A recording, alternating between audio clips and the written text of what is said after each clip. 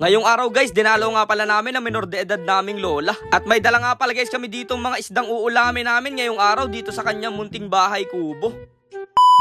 So what's up mga kanapadaan lang. So ngayong araw nga guys wala muna tayong adventure dun sa mangroves. At nandito nga pala guys tayo sa bahay ni Lola. Magdadala nga pala guys tayo ng konting tinapay at mga vitamins at gamot ni Lola. At syempre guys may dala rin kami ditong 2 perasong napakalaking bangus. At samahan nyo nga guys kami sa magiging adventure natin dito. In this past few days nga guys, ayun o nag-English. Dito mga nakaraang araw nga guys masyado kami naging busy ni Dugong.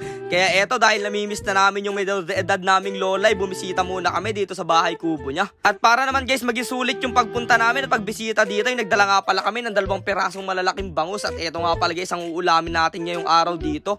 Itong isa guys ay iihawin lang natin at lalagyan natin na napakaraming kamatis, sibuyas at bawang dyan sa tiyan. Tapos ito naman guys isa ay gagawin natin sinigang na bangus. Kaya nga guys sabi namin ni Dugong kay Lola ay mag-relax lang muna siya at makakatikim siya na malulupit naming mga luto. Talaga namang yung tipong hindi sunog, medyo hilaw-hilaw nga lang. Kasama rin nga pala syempre natin ang camera girl natin. At eto naglagay na nga pala guys ako dito ng sibuyas at bawang na gagamitin dito sa sinigang. Nilagyan ko na rin nga pala guys ito ng kamatis para kuminis naman guys yung kutis ni Lola pag nakain niya ito.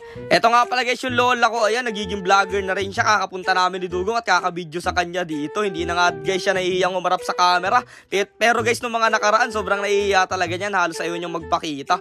Pero pasensya sa guys dahil naging vlogger yung kanyang mga apo wala siyang magagawa. Habang inaasikaso nga ni Dugong yung mga lulutuin namin doon ay ako naman ay pumunta dito sa likod bahay para kumuha guys itong talbos ng kangkong na gagamitin natin dito sa ating sinigang na bangus.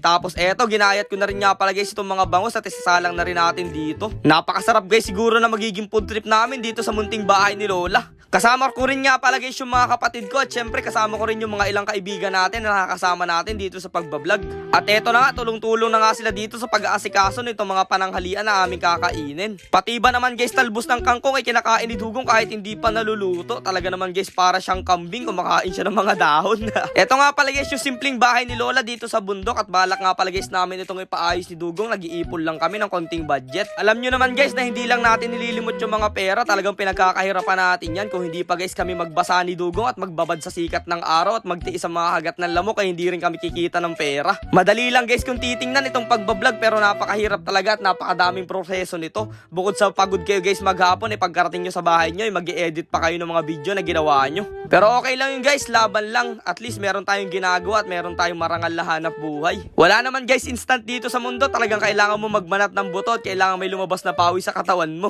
Buti na nga lang guys, laki kami ni Dugong sa hirap. Kaya kahit papano ngayon na nakakaranas kami ng medyo maayos na buhay, okay na okay sa amin. Kahit nga guys bumalik kami doon sa buhay namin dati, hindi na rin kami natatakot kasi nga guys sanay kami doon at doon talaga kami nanggaling. Pero pipilitin namin guys hindi iparanas doon sa mga kapatid namin yung aming naranasan na sobrang hirap na buhay. Tsaka pipilitin din guys namin iparanas sa mga magulang namin yung maayos na buhay. Tapos eto na nga guys, nilagyan na nga pala ni Dugong na nakabalot itong isdang bangus na dahon ng saging. Medyo nilalamig daw kasi guys, grabe napakabait naman ni Dugong. Pero wag ka mamaya, talagang kakainin niya at pupud tripin niya na halos tinik lang yung matira.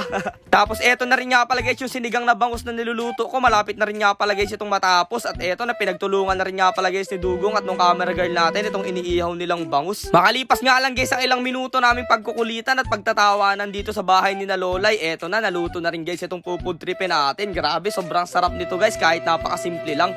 Pero bago yun guys, wag natin kakalimutang magdasal at magpasalamat. Kaya ano pang iniintay nyo mga guys? Tara, samahan nyo na kami pumudtrip dito sa munting bahay ni Lola. At oo nga pala guys, binigyan na nga pala guys namin ng ulam dyan si Lola.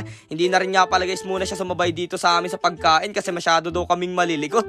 Kaya ayun, kumuha na lang siya ng ulam niya at dinala doon sa kanyang bahay. Napakasaya talaga guys at napakasulit itong banding namin dito. Kayo ba guys, nararanasan nyo rin ba dumalaw sa mga lola nyo at ganito yung mangyari, mag-food trip at magkagulo? Kaya sa lahat na may mga lola dyan guys, lagi nyong bisitahin kasi guys bilang na rin yung mga araw nila dito sa mundo. Alam naman natin yun. Kaya ayun, pilitin nating magmahalan palagi at hanggang dito na lang muna tong adventure natin. Kita-kits na lang ulit bukas.